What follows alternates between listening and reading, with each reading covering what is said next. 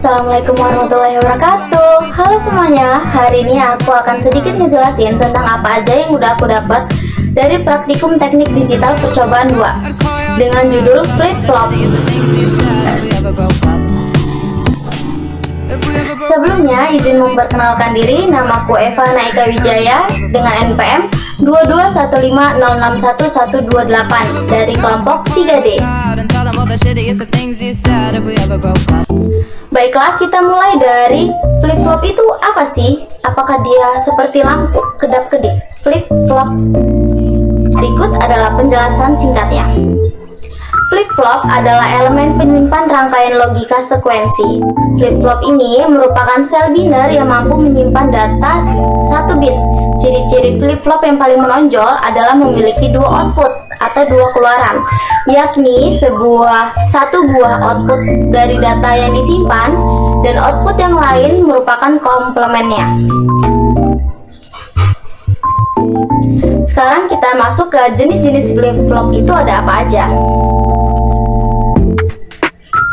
Baiklah, flip-flop itu ada SR flip-flop, D flip-flop, JK flip-flop, dan T flip-flop. Tapi kali ini kita hanya akan membahas tentang D flip-flop. D flip-flop sendiri merupakan pengembangan dari RS flip-flop. Pada D flip-flop, kondisi output terlarang atau tidak tentu itu tidak akan terjadi lagi. Input atau masukan pada RS flip-flop adalah 2 buah, yaitu RT set dan S set. Kedua input tersebut dimodifikasi sehingga pada data D flip-flop menjadi 1 buah input saja, yaitu input atau masukan D saja. Model modifikasi RS flip-flop menjadi flip-flop adalah dengan penambahan gerbang NOT atau inverter dari inputan S ke inputan R pada RS flip-flop. Jadi bedanya tuh hanya ada penambahan gerbang NOT dan juga hanya terdapat 1 inputan. Selanjutnya adalah rangkaian dasar D flip-flop dan tabel kebenaran dari D flip-flop. Gambar yang ditampilkan ini merupakan D flip-flop yang dilengkapi dengan masukan enable atau clock. Fungsi input enable atau clock di atas adalah untuk menahan data masukan pada jalur data atau input D agar tidak diteruskan ke rangkaian RS flip-flop. Prinsip kerja dari rangkaian data flip-flop ini dengan clock adalah apabila input clock berlogika 1 atau high, maka input pada jalur data akan diteruskan ke rangkaian RS flip-flop, di mana pada saat input jalur data 1 high, maka kondisi tersebut adalah set key hingga menjadi 1 high, dan pada saat jalur data diberi input 0 atau low, maka kondisi yang terjadi adalah reset key menjadi 0. Kemudian, pada saat input clock berlogika rendah, maka data output pada jalur key akan ditahan memori 1 bit. Walaupun logika pada jalur input data berubah, kondisi inilah yang disebut sebagai dasar dari memori 1 bit. Kemudian kita akan masuk ke simulasi rangkaian D flip-flop. Simulasi yang saya buat ini akan langsung ditunjukkan pada Proteus ya. Baiklah, pada simulasi rangkaian D flip-flop ini kan tadi sudah dijelaskan hanya terdapat 1 inputan.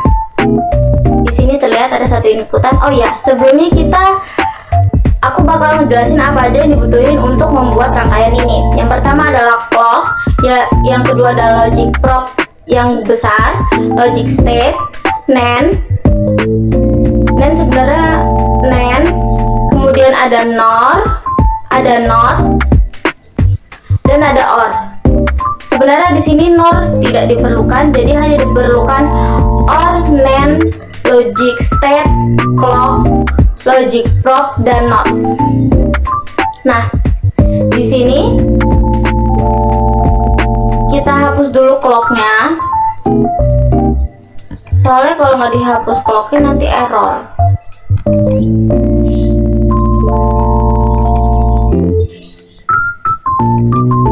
Kemudian kita pasang ulang. Nah, begini. Kita masukkan inputan 0. Hasil yang akan didapatkan akan bernilai 1 dan komplemen key-nya adalah 0. Jadi key-nya adalah 1 dan komplemen key adalah 0. Hal ini terjadi karena inputan 0 yang kita masukkan itu kan masuk ke OR, merupakan inputan dari OR.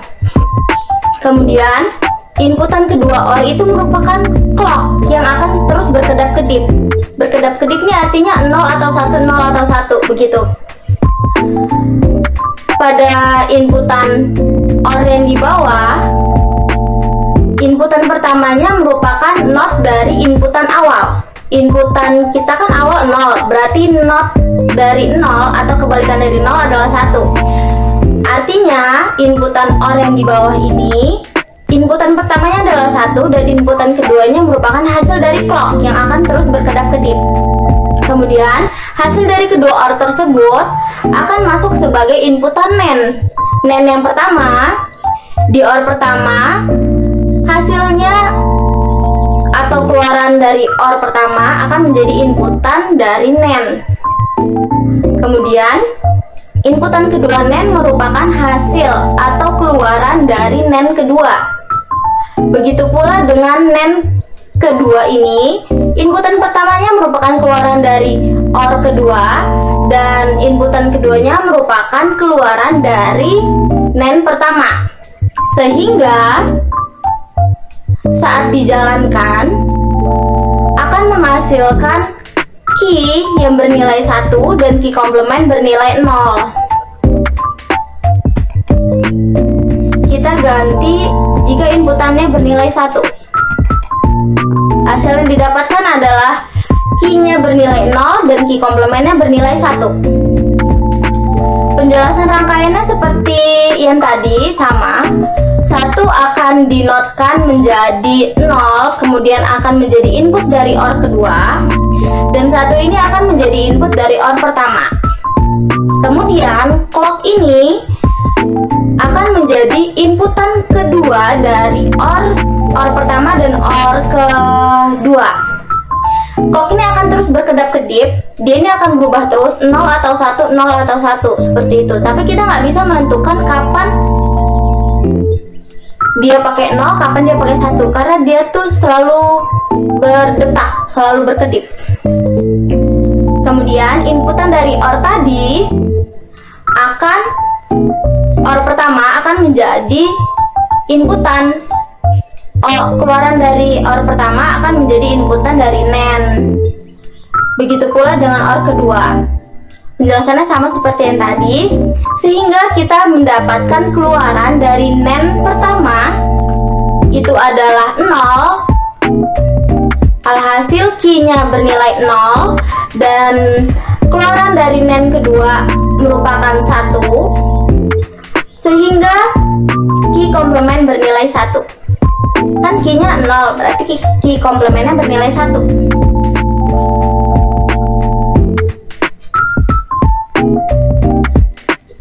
Baiklah, kita akan menuju ke tabel kebenarannya. Baiklah, setelah kita melihat simulasi rangkaian D flip-flop tadi, kita akan lihat tabel kebenarannya. Seperti yang tadi sudah kita lihat pada rangkaian, saat inputan 0, maka keluarannya akan bernilai 1 dan 0. Artinya key-nya akan bernilai 1 dan key komplementnya akan bernilai 0. Begitu pula saat inputan yang dimasukkan adalah 1, maka key-nya akan bernilai 0 dan key komplementnya akan bernilai 1.